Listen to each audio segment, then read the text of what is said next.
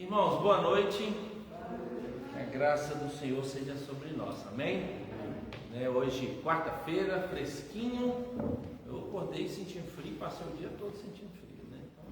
Então, acho que geral aí, a turma toda está sentindo frio, né? Vamos iniciar, irmãos, nossa reunião de estudo, né? Pedindo a Deus que direcione a nossa vida, pedindo ao nosso irmão Meneir que faça uma oração.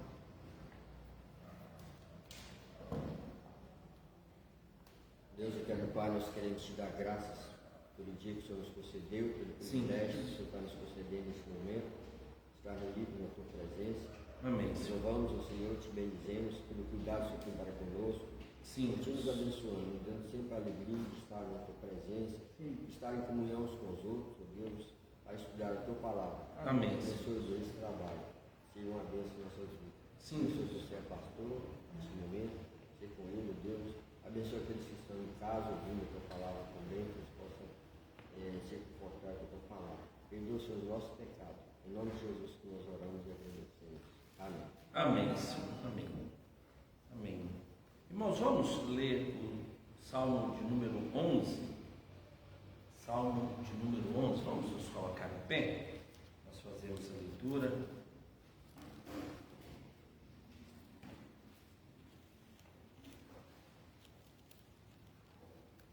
Salmo, ele fala quem é o nosso Deus, né? Um forte refúgio, e ele traz também a certeza de que Deus é quem cuida de nós. Salmo de número 11.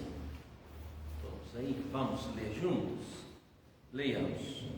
No Senhor me refugio, como dizeis, pois, a minha alma, foge como pássaro para o teu monte, porque eis ali os ímpios, arma o arco, dispõe a sua flecha na corda, para as ocultas dispararem contra os retos de coração.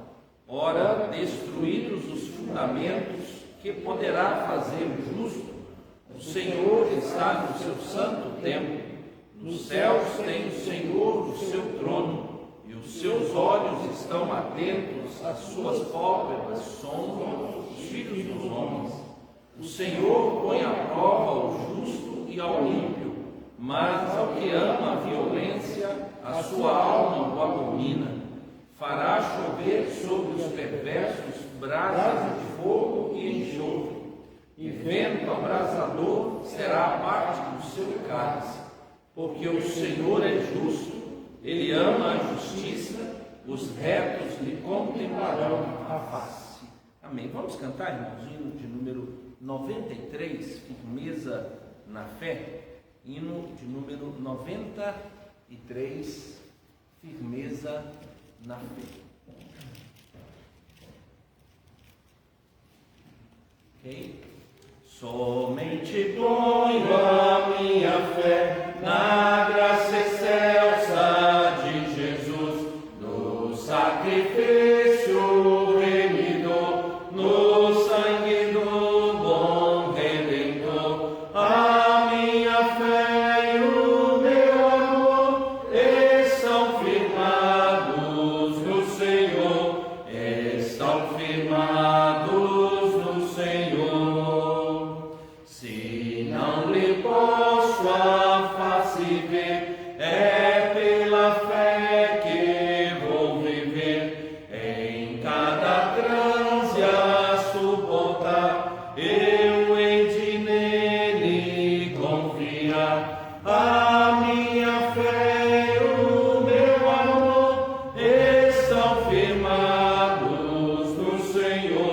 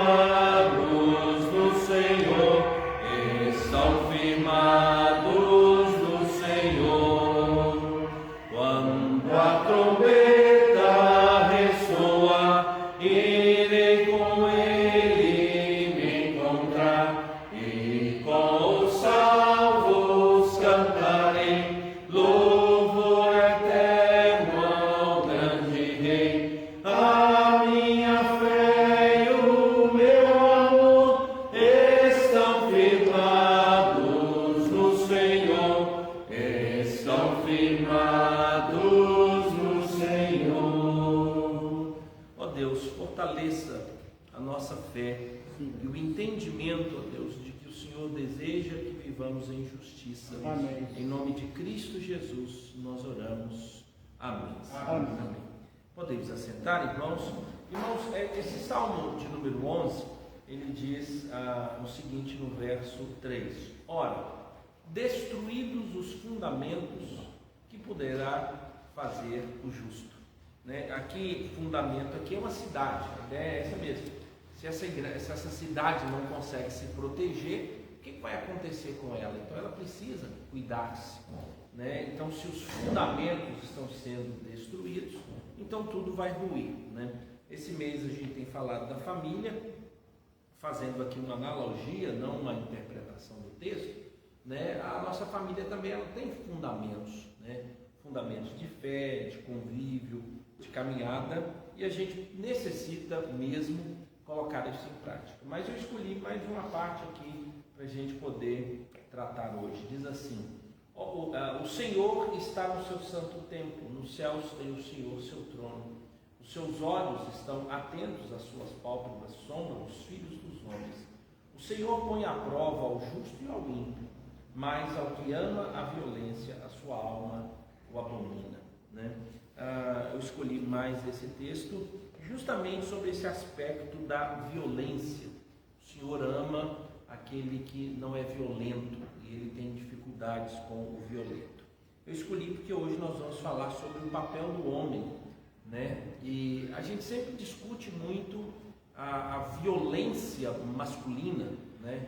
Não que todos os homens, e nem quero fazer um discurso dizendo que essa é uma característica, mas a gente sabe disso. Então, eu, pelo menos desde a minha infância, a gente sempre aprendeu a brigar e disputar ambientes, né? Não levar desaforo para casa e tudo. O ruim é quando nós não utilizamos isso para a dignidade, mas quando nós usamos a nossa força, né, o poder que nós temos para fazer o mal. Então a gente sabe de muitos lares que sofrem isso. Às vezes não teve agressão física, mas as agressões verbais, elas são terríveis, a exposição, a humilhação.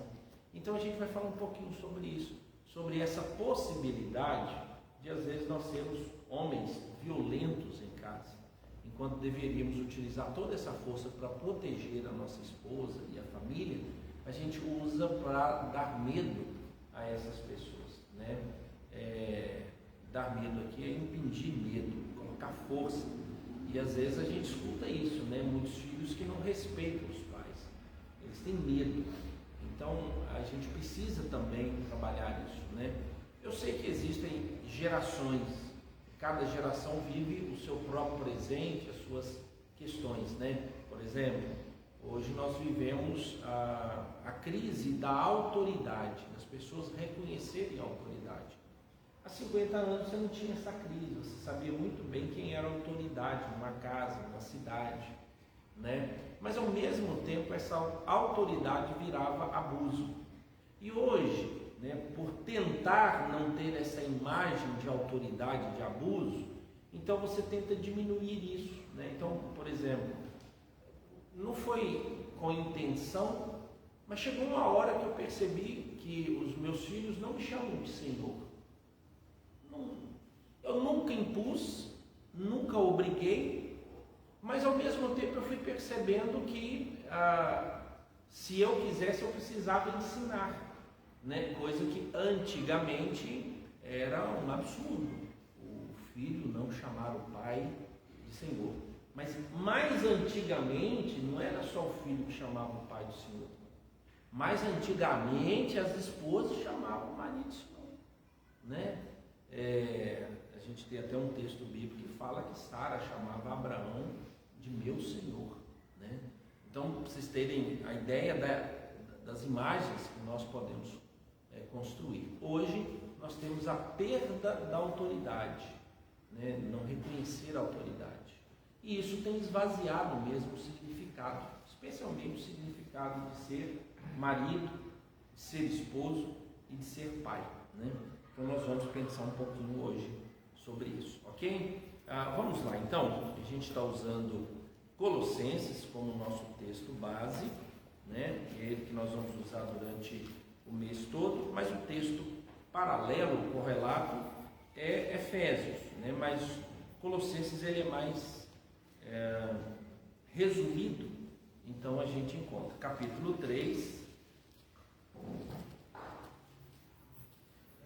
verso 19. Colossenses, capítulo 3, verso de número 19. Estou, ok? Vamos juntos? Todos, leiamos. Maridos, amai vossa esposa e não a trateis com amargura. Né? Vamos orar mais uma vez, irmãos? Deus bendito, obrigado pelo teu amor, tua bondade e misericórdia, e também, ó Deus, pela tua palavra e como ela fala no nosso coração. Ajuda-nos, ó Deus, naquelas realidades que nós temos pensado, aceitá-la como autoridade na nossa vida, buscar assimilar a verdade da Escritura e também, ó Deus, colocar em prática os princípios para que as nossas famílias possam ser abençoadas. Nos ajude, ó Deus, nesses quesitos de auxílio e submissão, onde cada um tem um papel. E nessa noite, ó Deus, quando pensarmos sobre os papéis, né, ou o papel principal que existe, ó Deus, nas mãos dos homens, daqueles que são maridos, que o Senhor, ó Deus, nos ajude a pensar nisso, buscar, ó Deus, entender a nossa geração, o momento em que vivemos, e aplicar, ó Deus, para o bem da nossa família, a ordem que o Senhor nos dá, que é amar a nossa esposa. Em nome de Jesus, nós oramos. Amém. Amém. Irmãos, eu falei ontem, né, sobre uma coisa que eu considero importante. Num relacionamento conjugal, a gente pode perceber isso. Com o passar do tempo, né, a gente começa a distrair muito. Então, para casar, a gente demonstra, ou namorar, a gente demonstra assim, um interesse enorme pela pessoa. A gente vai cortejar essa pessoa, até conquistá-la, e aí vem o casamento, né? No casamento, o segundo passo, depois das adaptações, é filho, né? Muito natural. E nós vivemos numa geração de que a ideia é não tenha filho, porque filho dá trabalho. Então não case, porque casamento dá trabalho. Não viva, porque viver dá trabalho. Então nós necessitamos, né, reorientar a educação das famílias sobre essa questão de filhos, né? Nós estamos contribuindo para a mutilação da sociedade, ou seja, nós estamos contribuindo para que a sociedade envelheça e não tenha substitutos.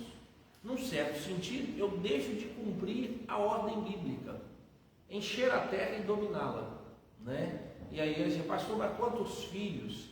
Talvez a gente tenha mais dificuldade de discutir sobre quantos filhos, mas a gente pode ser muito claro sobre o objetivo de estar satisfeito em não querer ter trabalho e não produzir nada, não ter nenhum filho.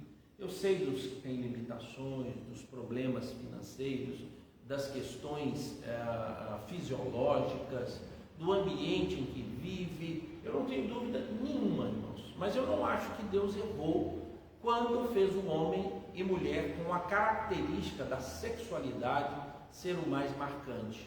E não é somente para prazer, é para a procriação. Então a gente precisa preparar para isso, a gente precisa trabalhar isso. Num certo sentido, nós estamos negligenciando princípios que nós encontramos nas Escrituras, né? Nunca a Escritura disse para que não houvesse mais, né, e que ninguém orasse por isso e nem tratasse. Mas a gente vê biblicamente, desde o início, lá em Adão e Eva, que a gente chama de mandatos espirituais, culturais e sociais. É uma ordem a Adão, mas Adão é o nosso representante, ela chegou até nós. Essa ordem também é sobre nós, sobre as nossas famílias. Então, num determinado momento, a gente pode mais trabalhar sobre isso. Mas a preocupação vem quando os filhos tomam o lugar do casal, do casamento, né?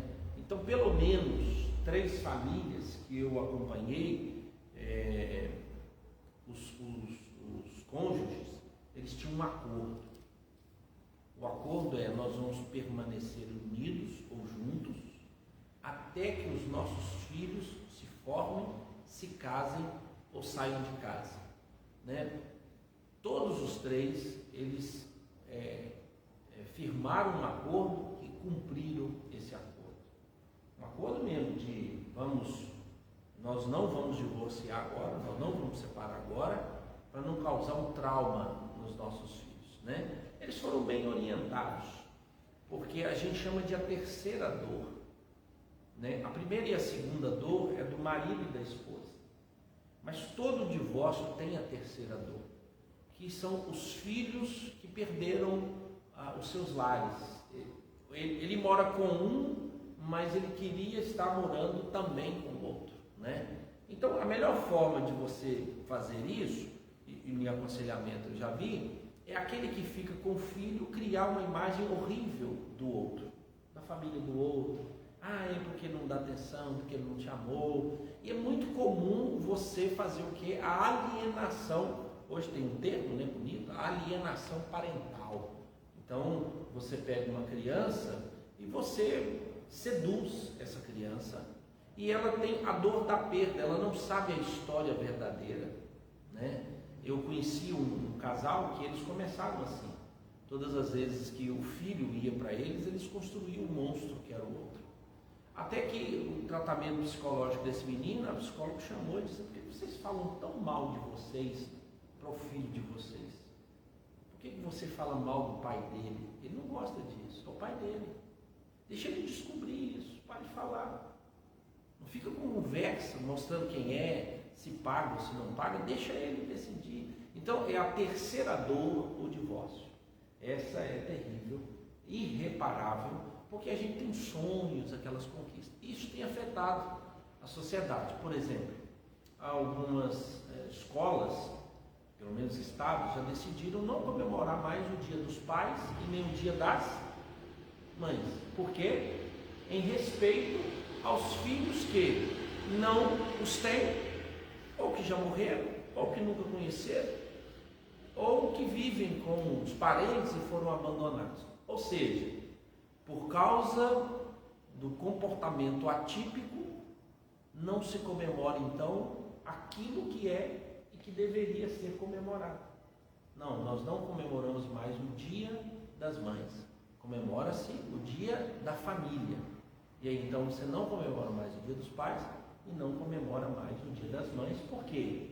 Porque alguém, eu já recebi essa proposta da igreja de não fazer mais essas comemorações, né?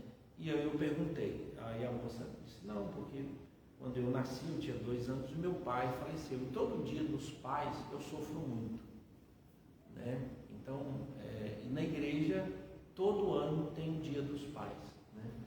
E a gente conversando, eu falei: mas será que os pais não podem ser homenageados, mesmo ele morto? Eu faço homenagem à minha mãe todos os dias, do Dia das Mães e no Dia dos Mortos. Qual dia, pastor? O dia que ela morreu. Para mim é o Dia dos Mortos dela. Esse dia eu mando recado para parente, eu falo que eu estou triste, eu converso, eu falo da minha saudade. Pastor, só parece que não é evangélico. Não tem nada a ver com isso, irmão. Se você lê sua Bíblia, tinham memoriais para os mortos. Memoriais. Lá onde fulano foi enterrado. Lá debaixo da árvore tal, tinha lá um negócio que o pessoal lembrava, ele está lá debaixo, né? Se fosse assim, José pediu o quê?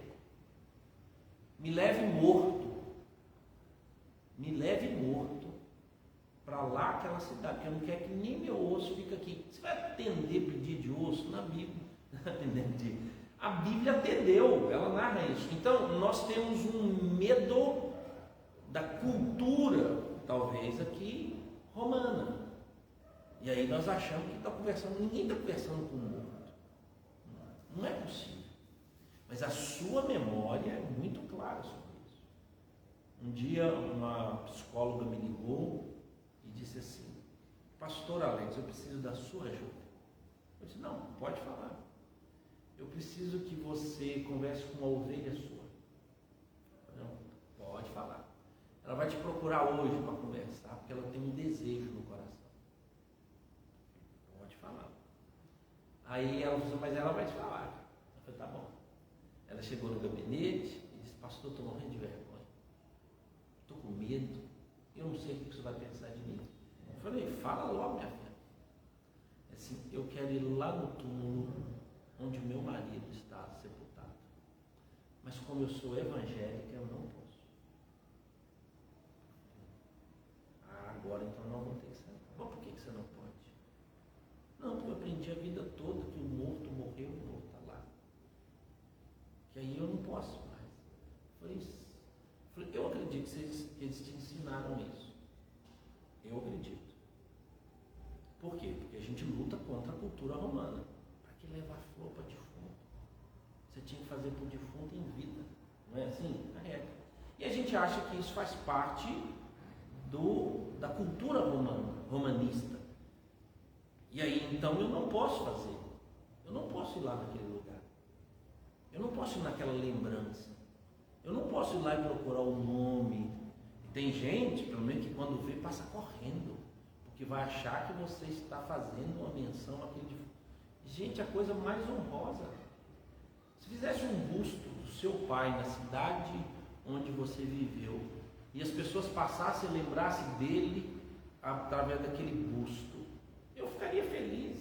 Então a última referência de endereço que a gente tem dos entes queridos nossos são esses.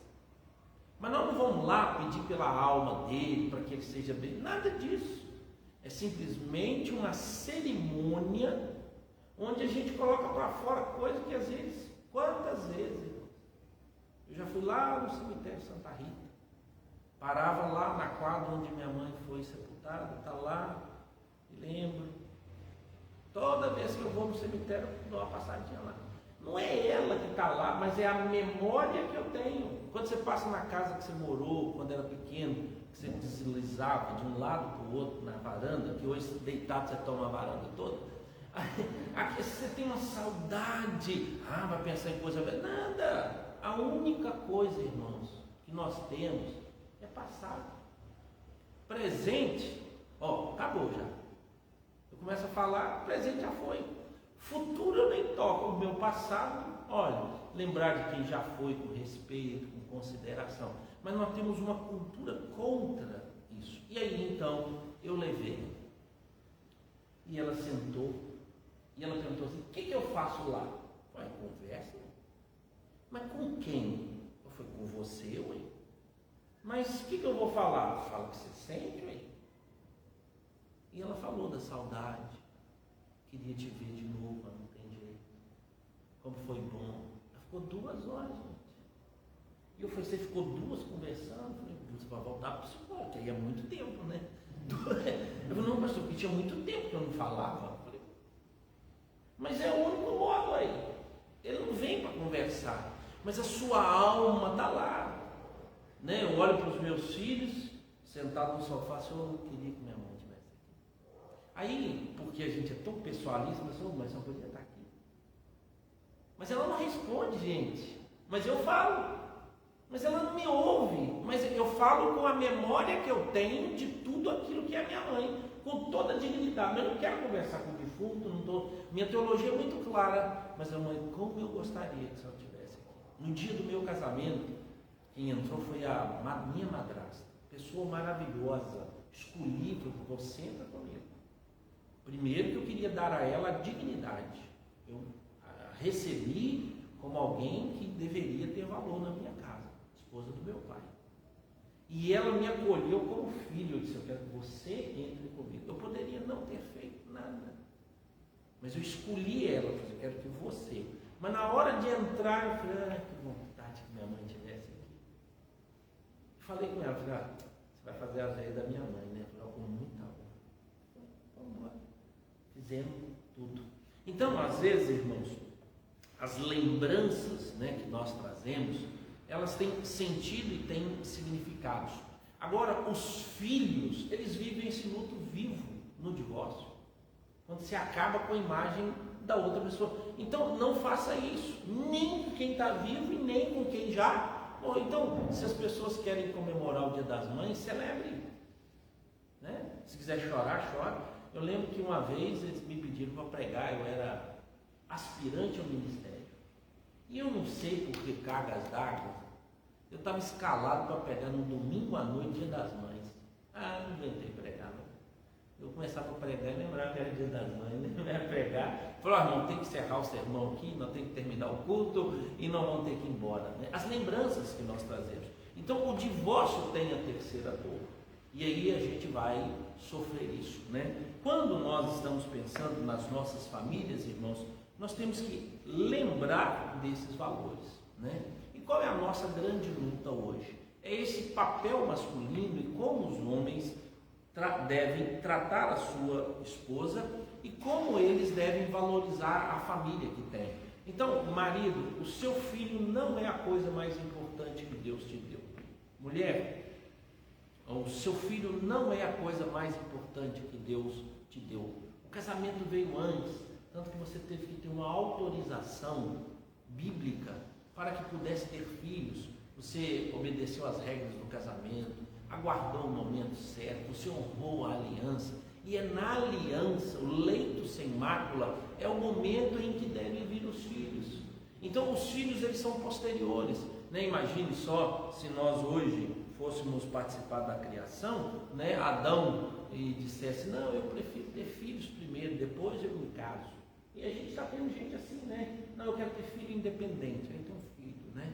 E tal, eu quero adotar filho e tal. Depois, então, eu penso em casar. Nós trocamos as ordens, nós invertemos as ordens. Isso são fundamentos.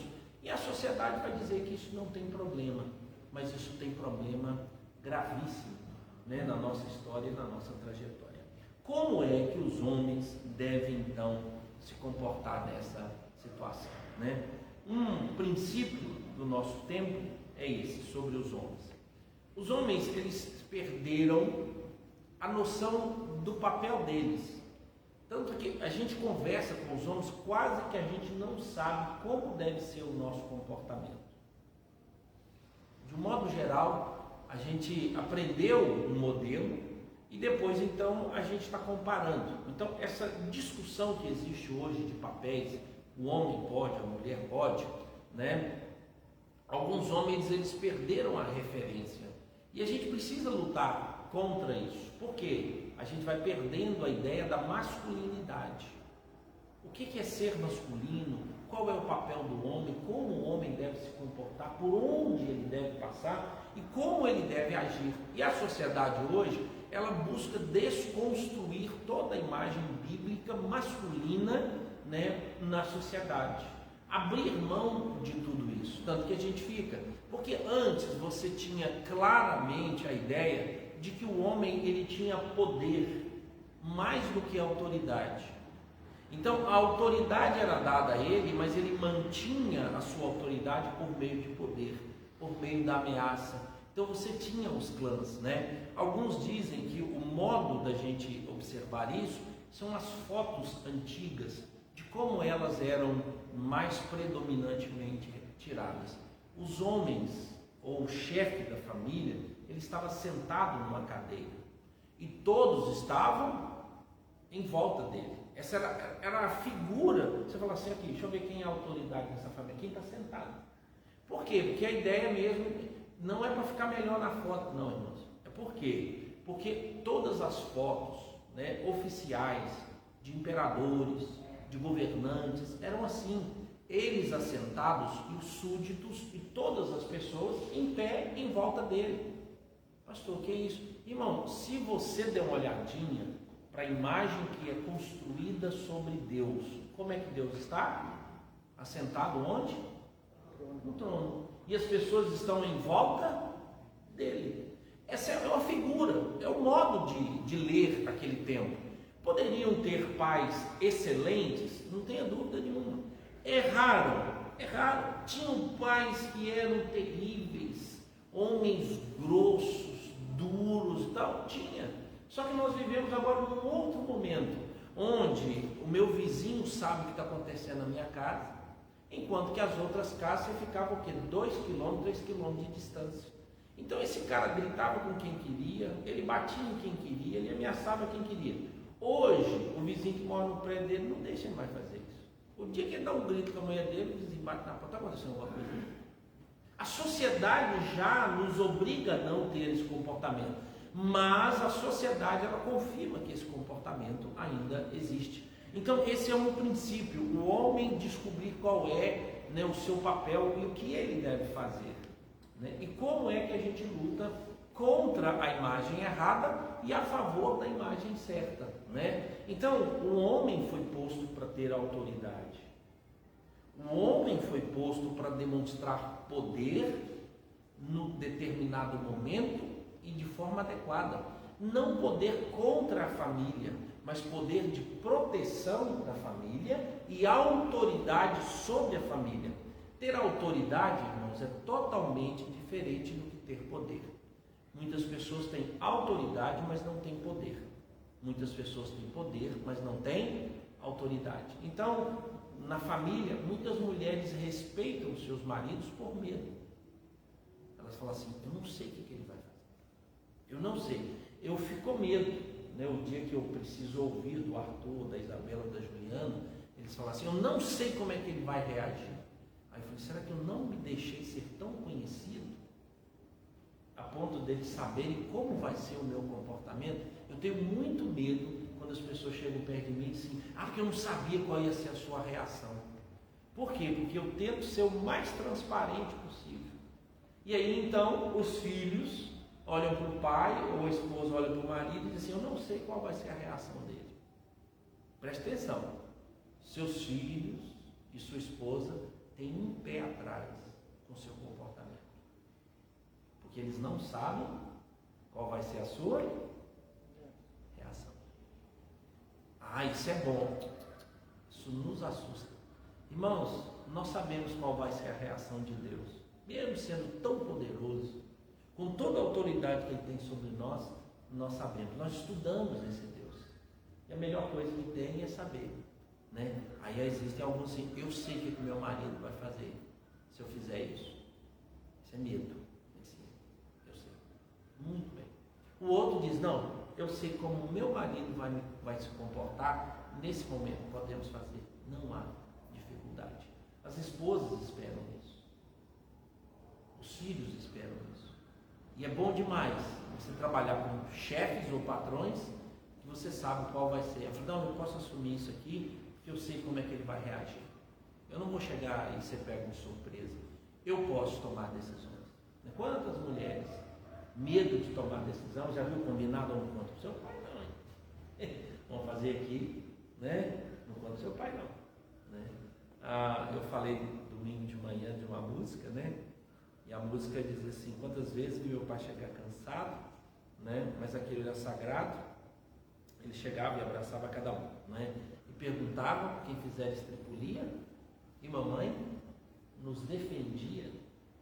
Porque a pior coisa que tem, né, quando a ideia é aquela figura do marido que saiu para trabalhar, ele volta para casa e a primeira coisa que recebe em casa é reclamação dos filhos que comportaram mal. Seu pai, você vai ver quando seu pai chegar, você vai ver. E os meninos então tinham medo, pai, por que meu pai vai chegar? E a gente sabia a hora, era 5 horas. Ia dando 4 horas, e dando o coração começava a apertar. E a gente tentava, a gente voltava para casa, tomava banho direito, comportava direitinho, arrumava a cama, tirava o cabelo, vestia a roupa, esperando que os 30 minutos de bom comportamento. Aí quando o ônibus da empresa passava, aí meu pai chegou. Aí eu sabia o tempo que ele ia gastar, né? Aí daí a pouco, portão abriu. E aí eu ficava olhando se a minha mãe ia contar ou não. E eu esperava. Parece que minha mãe esquecia daquele negócio. Mas de 1 hora depois, a minha mãe, Alex, vem cá, meu filho. Aí vou te contar o que ele aprontou. Eu achei que ia dormir sem apanhar. E aí então eu te ouvia a história, e já sabia o que ia acontecer, né? A gente tem essas histórias guardadas, mostrando que às vezes até a minha você vai ver quando seu pai chegar, né? Eu falei, mãe, bate logo. Minha mãe era mais fraca, as batidas dela eram mais light, né? Só de ver meu pai eu já começava a suar, porque eu falei, ai meu Deus do céu, o negócio vai ser mais terrível aqui. Só aquele tempo de pressão até o momento da decisão do meu pai, ou um castigo, ou aquela coisa toda, né? Então essa figura ela pode existir e a gente ter medo, né, das pessoas com quem a gente se relaciona. Mas olha, Efésios, vai lá, Efésios capítulo, vou achar aqui, Efésios 3, 5. Olha para você ver a 4 figuras que Paulo fala sobre o marido, né? Eu não estou aqui falando do pai agora, mas do marido, depois a gente vai falar sobre essa outra figura. Verso 22 em diante, ele diz assim: as mulheres sejam submissas ao seu próprio marido como ao Senhor. Olha como Paulo continua. Porque o marido, ele é o cabeça, verso 23, é o cabeça da mulher, como também Cristo é o cabeça da igreja, sendo este mesmo o Salvador do povo. Nós encontramos aqui 2 expressões, cabeça e Salvador. Então é Paulo quem está criando essa figura, tá, irmãos? Então por que a gente sempre lembra de casamento, a gente lembra de Cristo e a igreja? Foi Paulo quem fez isso. Em nenhum outro lugar você tem essa associação. Então a primeira coisa que talvez a gente possa encontrar dificuldade é que Cristo Jesus, por ser cabeça, e cabeça aqui é o líder, cabeça aqui é aquele que assume responsabilidades, é aquele que tem governo, é aquele que dá ordens, é aquele que serve com autoridade. Então cabeça aqui é aquele que tem os olhos, é aquele que dá visão, é aquele que assume liderança e ele conduz a família, mas primeiro ele conduz a esposa. A imagem que nós temos de liderança é sempre a mais difícil, é a mais dura. Então existe, e eu acho que é correto, haver um combate, um ataque à liderança exagerada, errada, de direcionamento errado, de falas erradas. Então existem muitos esposos que querem liderar a sua esposa, mas ele não permite primeiro que ela pense e que ela seja uma pessoa. Então ele vai dizer, ele vai querer impor, e às vezes ele não vai ter habilidade. Então a primeira coisa que Deus espera de nós é que nós lideremos o nosso lar, tá? Existe uma expressão que a gente encontra por aí, que é chamada de o sacerdócio do lar, ou sacerdote do lar, né? Eu acho que essa expressão não é a melhor expressão, e eu não encontro respaldo bíblico, e eu deveria encontrar a ideia do líder mais do que a ideia do sacerdote, porque a ideia do sacerdote pode trazer para nós a ideia do espiritual, porque o homem tem que ser o modelo, porque o homem tem que orar e tudo, e aqui não fala disso. Aqui fala daquele que governa, daquele que tem um tom de voz, daquele que afirma o caminho. Para que isso, irmãos? Todo mundo precisa, todas as instituições, todas as empresas, elas gritam por um líder. Em todos os lugares, nós queremos um líder. Aí o dia que Deus colocou um líder no lar, a sociedade faz o quê? Não queremos líder. Mas todo mundo entende que o líder faz isso. Todo mundo percebe. Talvez a maior dificuldade nossa seja o nosso conceito mais recente sobre democracia. E é isso então talvez que nos incomode mais. Porque na democracia todo mundo governa, todo mundo dá palpite, todo mundo opina. E ai daquele que não atender a maioria. Então, num certo sentido, irmãos, democracia é a ditadura da maioria. Então, um líder, ele não é mais o cabeça. Esse líder, ele tem que dividir essa autoridade com todos. Eu não estou aqui criticando o sistema democrático político de uma nação. Estou dizendo que nós queremos que Deus nos governe pela democracia, que ele dê ordens pela democracia, enquanto que nós vivemos uma teocracia. É diferente. Nós, os cristãos, não vivemos democracia. Não existe democracia para nós. Existe o quê? Teocracia. E aí, irmãos, você vai perceber que a luta da sociedade é não permitir que nós governemos. Por quê? Porque automaticamente nós queremos que a nossa nação seja governada por quem? Por Deus. Então, nós temos a tendência de achar que o melhor sistema de governo para a sociedade é o quê? Teocrático. Mas existe um tanto de gente que não acredita em Deus. Então, o sistema teocrático, ele passa a não ser melhor para uma sociedade porque tem um tanto de gente que não aceita Deus. Por isso, então, quando um grupo religioso começa a crescer, a turma aí é a teocracia. Então, existe uma luta enorme, irmãos, contra a teocracia. E a igreja sofre isso, nós os cristãos. Mas na igreja, no corpo de Cristo, o que coordena é a teocracia. Então, quem determina o papel de líder na família é Deus. Não é um acordo que uma igreja local fez. Não, vamos lá, então os homens vão comandar e as mulheres... Não é esse o princípio, e o princípio não é esse. O texto é muito claro, irmãos, em dizer que o marido é o cabeça da esposa. Ele não é o cabeça de todas as mulheres. Preste bastante atenção nisso, porque é muito comum nós errarmos. Acharmos que qualquer homem é cabeça de qualquer mulher. Não é. É da sua esposa. Tá? Então não tem esse negócio de autoridade masculina sobre qualquer mulher. Não existe. Os seus filhos devem prestar honra aos seus pais. A sua esposa deve prestar honra ao seu marido. O marido deve coordenar a sua esposa e os seus filhos. Nada de querer governar a vida da outra mulher, dos outros filhos. De vez em quando a gente vê assim. De vez em quando vê um homem querendo intrometer na vida de outra mulher. Eu não estou falando agora, irmão, de autoridade eclesiástica, é outra coisa. Estou falando de papel.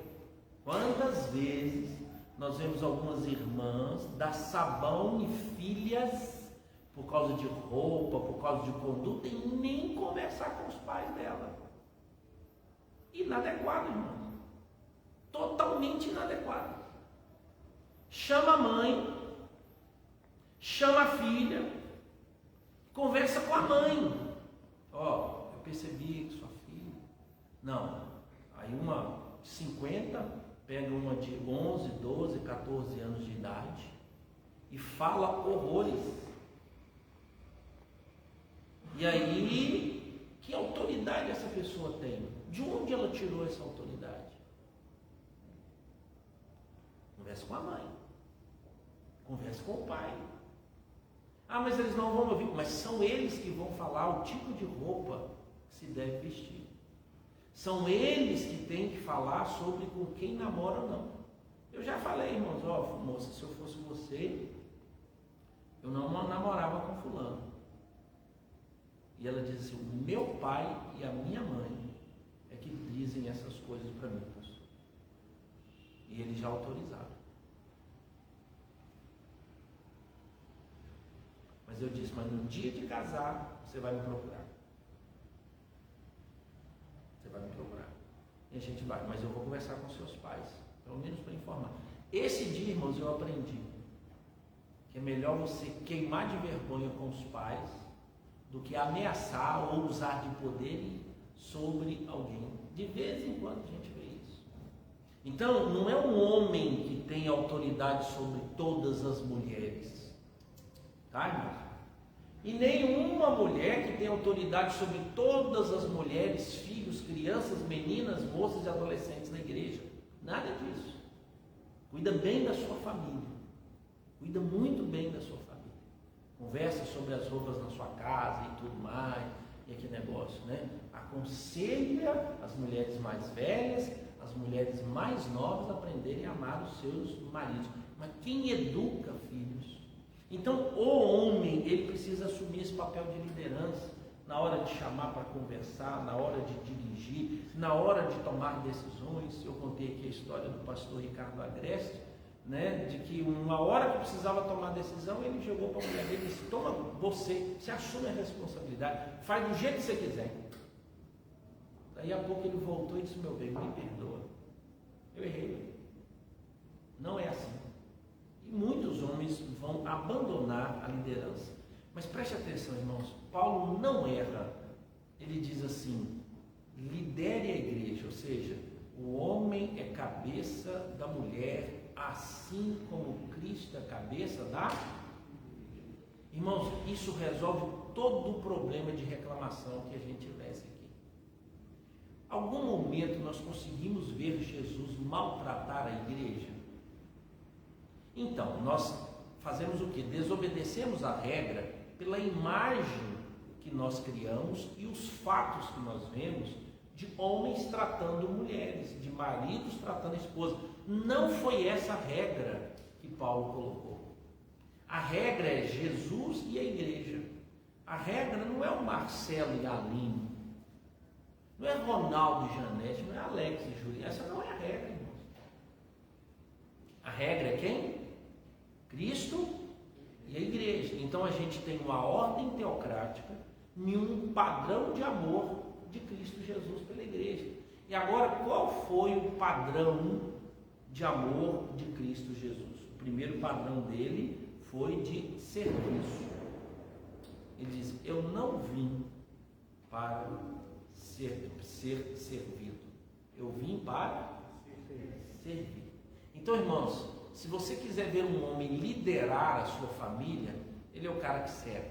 Então ele vai conquistar o recurso para sustento da família. E é isso mesmo. Quando esse homem sai a trabalho, ele está servindo aquela família. O tempo que ele utiliza é para isso. E ele precisa compreender isso. Você trabalha para quê? Eu trabalho para a glória de Deus. Eu falei: escreve primeiro essa frase, mas de outro modo. Eu trabalho para manter a minha família.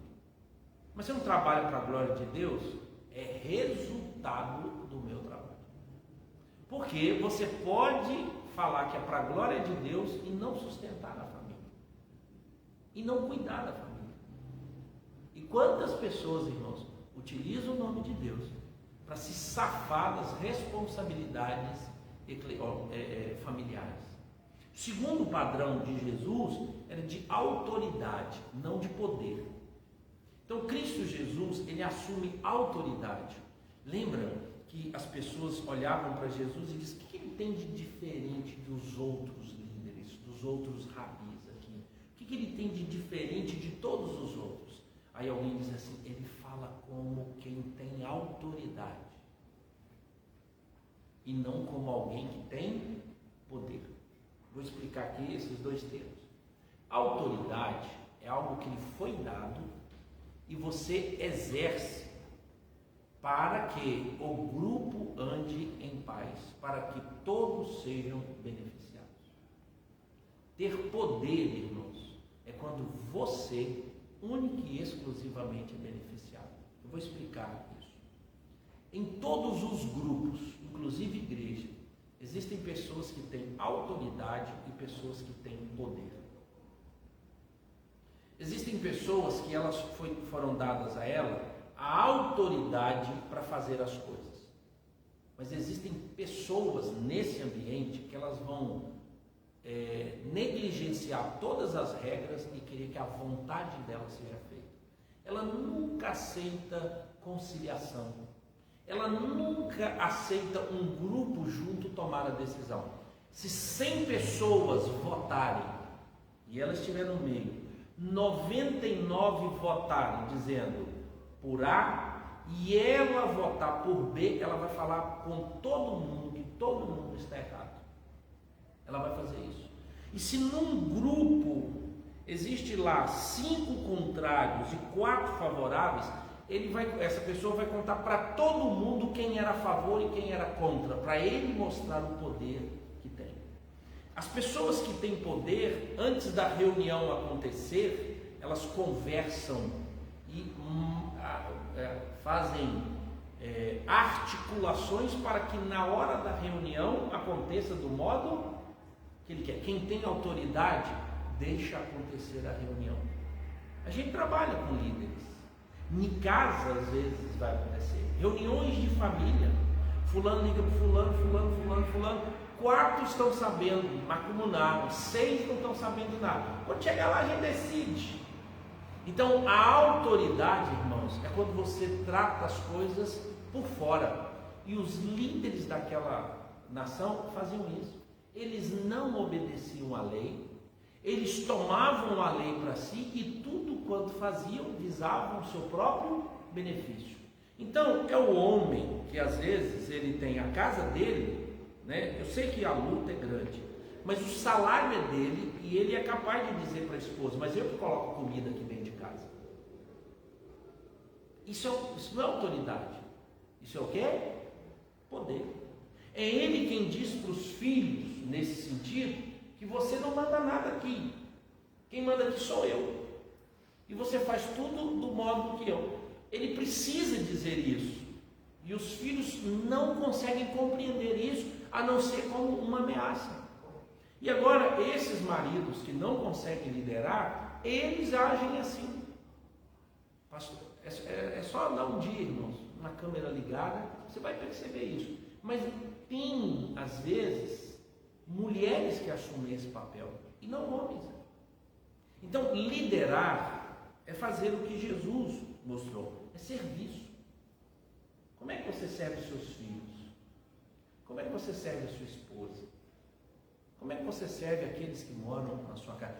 Como é que você serve a igreja? Desculpa, a sua esposa. Cristo veio fazer isso. Ele veio servir a igreja. E ele assumiu a autoridade. Ele conquistou isso. O outro objetivo é de que Cristo Jesus, ele demonstra a sua autoridade por meio do benefício que produz a todos, e não somente a ele. Ele sabe disso. Outro aqui, o termo diz que Jesus é o nosso Salvador. Os homens, presta atenção, eles são responsáveis pelo bem-estar da esposa. Por quê? Porque Cristo Jesus assume o papel de um salvador. O que é o salvador aqui? É aquele que tira a esposa de apuros. É o que Jesus fez. Ele livra a igreja do mal. E o homem assume esse papel. Então, que papel é esse? Ele é responsável. Onde é que nós vemos a construção dessa figura? Lá em Adão e Eva.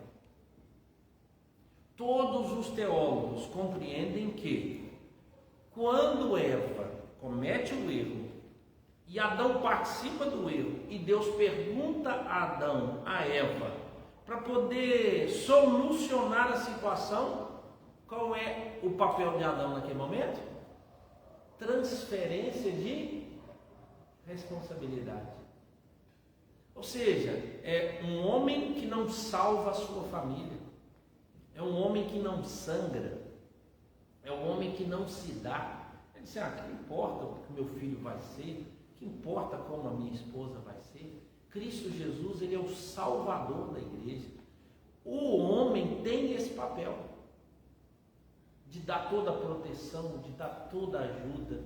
Irmãos, eu sei que nem todo homem tem esse aspecto, né, que a gente chamaria aqui de iniciativa. É alguém que vai lá e toma iniciativa e faz. Mas a família pode ajudar. Existem livros, dá para orar sobre isso, dá para explicar ou pedir explicações de como se comportar. Como é que eu vou redimir a minha família? Como é que eu vou salvar a minha família? Assumindo responsabilidades. As responsabilidades morais, de educar filhos, de acompanhar a esposa, ver as necessidades, encontrar a família, dizer: não, eu assumo toda essa responsabilidade, eu caminho. Adão disse: olha, a mulher que só me deu. Tem muitos homens que dizem: a minha família é um desastre por causa da esposa que eu tenho, minha família é um desastre por causa dos filhos que eu tenho. Deus vai cobrar de você, Ele não vai cobrar de outro. Incrível, irmãos.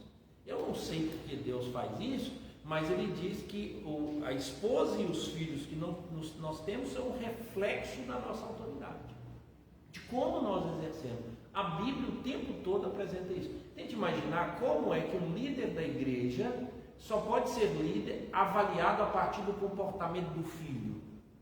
Hoje a gente diz: não, pastor, não tem nada a ver com o comportamento do meu filho, e é isso mesmo.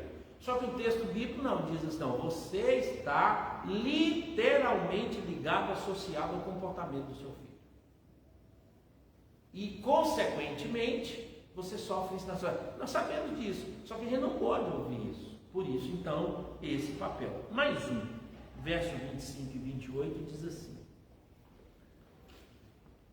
maridos, amai vossa mulher, como também Cristo amou a igreja e a si mesmo se entregou por ela. O verso 28: assim também os maridos devem amar a sua mulher como ao próprio corpo. Quem ama a esposa, a si mesmo se ama. Né? Como é que funciona isso aqui? Né? A gente fala de depressões, né? Parece que algumas pessoas não gostam muito do corpo. Tá? Eu acho que Paulo está falando da coisa mais natural. Eu não gosto de sofrer. Então eu faço de tudo para que não haja sofrimento. Isso é natural. Eu vou cuidar do meu dedo, eu vou cuidar da minha mão. Eu não quero ver meu corpo sofrendo.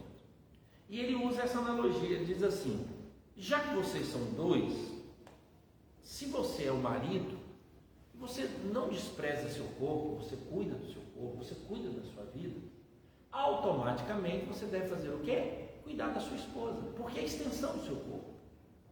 Tente imaginar, irmão, que nó que dá na cabeça da gente dizer que a Juliana é a extensão do meu corpo. Isso é um absurdo. Eu sei, só que o texto bíblico fala esse absurdo. Eu preciso acreditar nisso. Eu preciso acreditar que eu e a Juliana estamos unidos além do papel, irmão, além da residência, além dos horários. Nós estamos unidos de corpo e alma agora.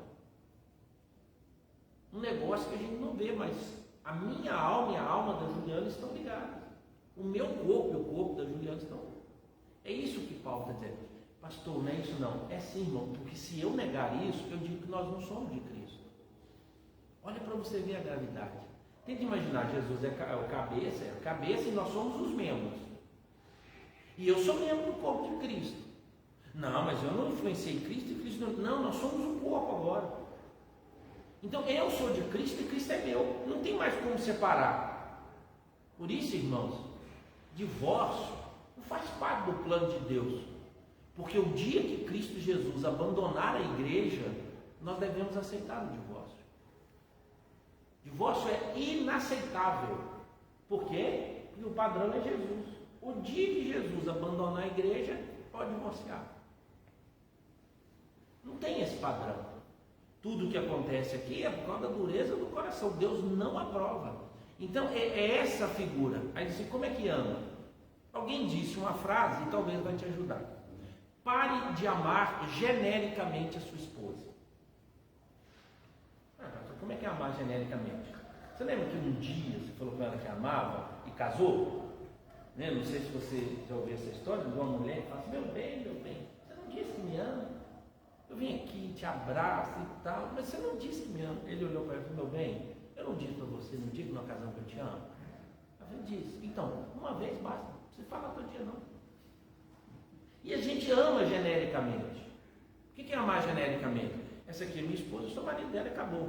Aí eu não me arrumo, eu não corto cabelo, eu não tiro os cabelos dos ouvidos, do nariz, eu não cuido dos meus dentes, porque agora eu já sou casado. Eu não tomo banho direito, eu não uso roupa limpa, eu não obedeço às regras da casa, eu não me importo se a casa está limpa ou suja, se eu sujo ou não sujo, se tem comida ou não tem comida, se a comida é melhor ou não. Então ele diz assim: pare de amar genericamente e passe a amar especificamente. Dia dos namorados está aí, né? É uma oportunidade para você não amar genericamente. É uma oportunidade de você acordar mais cedo. Se você não tem habilidade, compra um pãozinho, faz um negócio diferente. Acorda, vai lá. Faça uma declaração. Expresse isso. Ame genericamente, de modo que, quando a sua esposa estiver doente, caracteristicamente nossa, é o que? A gente não tem paciência. Já viu que a gente não tem paciência com mulher doente? A mulher começa a ficar doente, por quê? Eu acho que é simples, irmãos. Porque, desculpa, porque quem nos serve, não serve. Porque quando a nossa esposa está doente, quem é que arruma a roupa? Quem é que guarda as coisas? Quem é que arruma aqui lá o sabonete, aquele negócio tudo? Daí a pouco a gente vê que nós somos desorientados e agora exige o quê? De que eu dê atenção àquela pessoa. E eu não sei dar atenção, eu não sei conversar, eu não sei perguntar a ela o que ela está sentindo, por quê? Eu não precisava fazer isso, é assim que ela fazia. Eu nunca precisei abrir o armário para ver se está faltando alguma coisa naquela casa. Eu nunca iniciei a conversa de preocupação com a saúde do meu tio, do meu avô, mas agora eu preciso. Agora eu preciso buscar as coisas, comunicar às pessoas que é minha esposa. Isso irrita a gente. Daí a pouco a mulher doente faz o quê? Levanta, resolve tudo isso, volta para a cama e diz, está tudo pronto, pode ficar tranquilo. Diz, graças a Deus. A frase é essa, não suporto ver minha mulher sofrendo. É o cara que está sofrendo. Por quê? Porque ele não sabe cuidar, não é das pessoas, é da esposa dele. Por isso, irmãos, muitas mulheres enfermas dizem assim para o marido, se você quiser escolher uma outra mulher, pode. Porque o cara morre, porque ele não sabe cuidar da esposa. Ele não tem paciência de olhar no relógio, ir lá e dar um remédio. Ele não tem paciência para essas coisas. Então pare de amar genericamente e passe a amar especificamente. Né? Eu brinco, eu e a Juliana, isso aqui é público. A Juliana uma vez falou comigo, quando você sentir muito desejo de me dar um buquê de flores, me dá uma pizza. Aí eu fiz o cálculo, não é mesmo, os buquês estão caros, né? Mas, de vez em quando eu vou comprar um perfume, dia da mulher, aí eu vou lá dar um presente para ela. Para quê? Para que eu possa declarar a ela que eu a amo especificamente. Eu te amo pelas suas habilidades, suas fraquezas, eu aprendo isso. Mas a gente ama genericamente, não, está tudo em paz. Irmão, pergunte a qualquer mulher, como é que está o seu casamento? O homem diz assim, tudo bem. A mulher está levando. Não está não, gente. Porque as mulheres aprenderam a amar especificamente. Elas sabem do que você gosta, o volume, a temperatura, a hora, o dia, tanto que você fica doente, ela continua fazendo tudo o que você precisa, porque ela aprendeu a amar específico. Isso é característica feminina, não tem esforço não, irmão. É um grande esforço a mulher cuidar. Não é um grande esforço, é natural. Agora para nós, então como é que Cristo Jesus nos ama pelo nome, irmãos. Ele sabe o nosso nome, ele sabe cada problema que nós temos, cada dor que nós temos. Ele ama a igreja toda, mas ele sabe, né, o que a nossa irmã Maria Cruz tem. Assim deveria ser nós os homens. Então eu acho fantástico isso. É o modo de amar. E por último, o último item aqui, tá, para a gente poder encerrar, 27, diz assim. Deixa eu achar aqui. Assim. Para a apresentar a si mesma igreja gloriosa, sem mácula, nem ruga, nem coisa semelhante, porém santa e sem defeito. Aqui, irmãos, talvez seja uma das coisas mais difíceis, que é ajudar a sua esposa a tornar-se uma pessoa feliz e madura. Olha, 3 coisas que Jesus faz pela igreja. Ele santifica, purifica e apresenta. Santifica, purifica e a apresenta. Como é que muitos homens tratam a sua esposa? Como um objeto. Eu já percebi isso. De vez em quando, eu e a Juliana, a gente conversa, aí de vez em quando um toque, né? Às vezes eu estou conversando com alguém, eu chego com a Juliana. Aí vem mais. Pelo fato de eu ser pastor, as pessoas conversam comigo como pastor. E eu percebo que a Juliana fica ali, baiana. Aí então, um pastor, num congresso, falou o seguinte: pega a sua mulher e põe na frente. As pessoas precisam saber que ela está ali. E a gente faz isso com a esposa.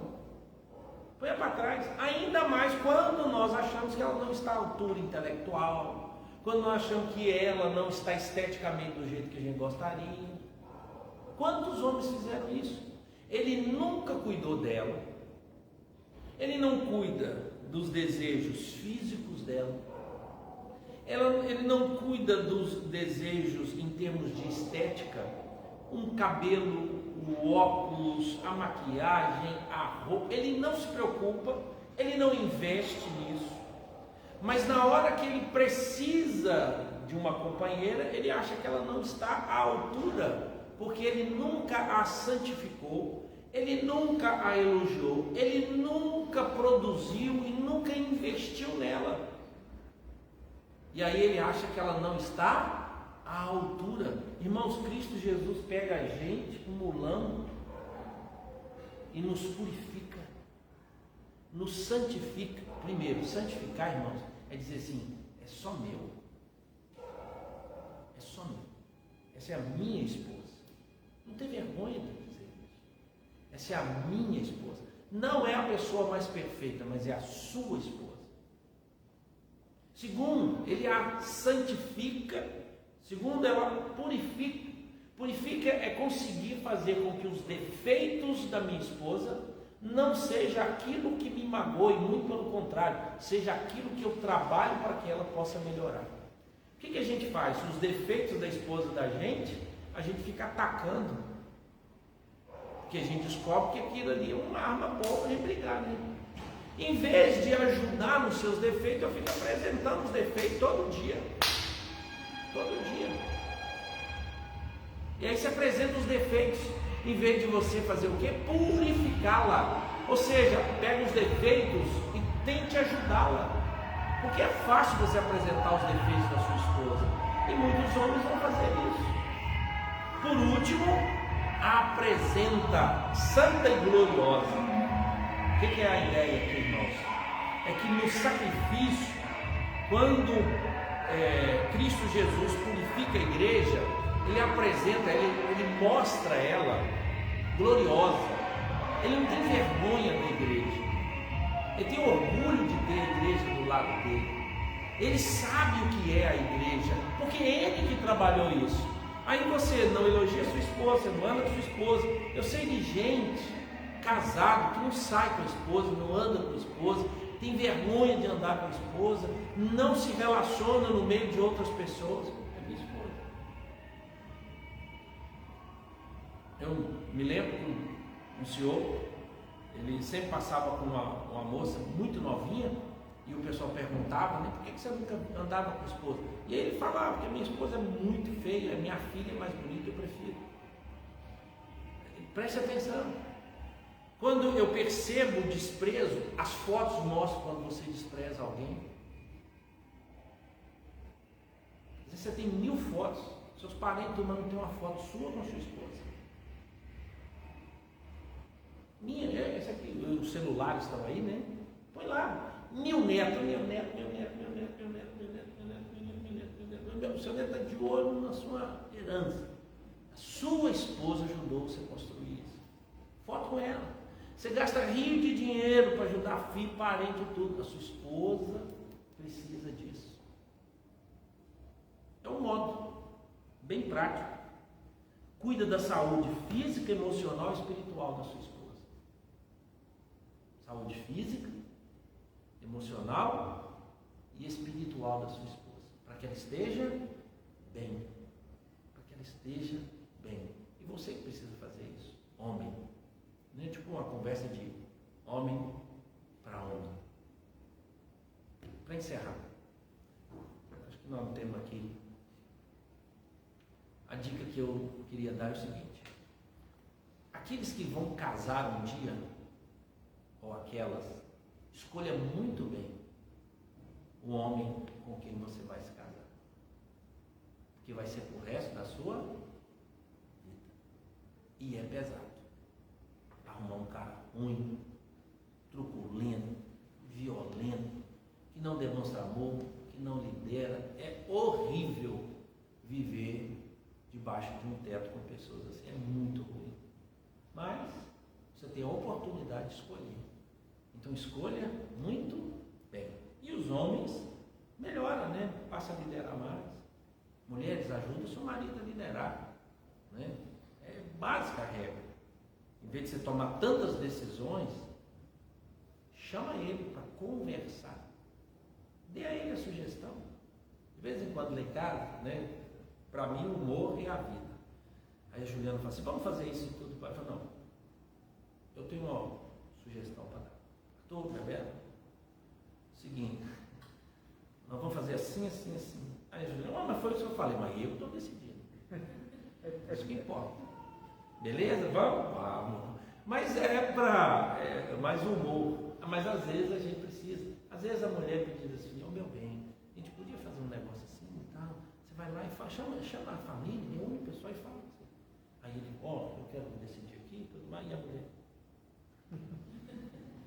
Mas tem mulher que vai fazer o quê? Não, fica aí, seu emprestado, deixa ela decidir o negócio. Bem feito. O dia que você quiser um líder na sua casa, está lá o que você construiu. Aquele homem foi esse aí. Esse aí que você construiu para os seus filhos, essa imagem. Melhor isso. Equilibra. Né? Para a honra e glória do nome do nosso Deus. Amém? Amém. Irmãos, não é fácil, mas é necessário, né, a gente falar sobre essas coisas. E aos homens, coloquem em prática. Começa devagar, né? Vai devagar. Vamos ficar em pé? Arthur, você que vai casar, ó, fica certo, hein? O Arthur é esse ano, então, cidadão já está lá, vai colocando em prática. Ó Deus, muito obrigado pela tua palavra e ajuda-nos, ó Deus, a viver bem na nossa família. Abençoe os homens, que o Espírito do Senhor os ajude, ó Deus. Sabemos que o pecado ele nos contaminou e que haverá um momento, Deus, em que poderemos tomar decisões perfeitas.